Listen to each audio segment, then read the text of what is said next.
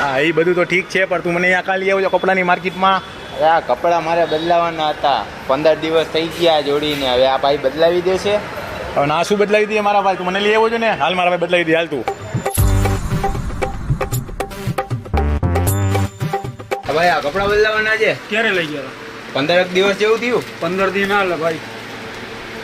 અરે ભાઈ હજી ખાલી મારે કલર જ બદલાવવું છે, કપડાં તો બરોબર જ છે. માં લઈ ગયા હો ને તો હાલે, 15 દી ના લે, અમારા દુકાનનો રૂલ છે. હવે તમારે બદલાવી દેવા છે કે મેં ઓલા દીવમાં જે કર્યું ત્યાં કરું? એમાં ના લે મારા ભાઈ, 15 દી ના લે.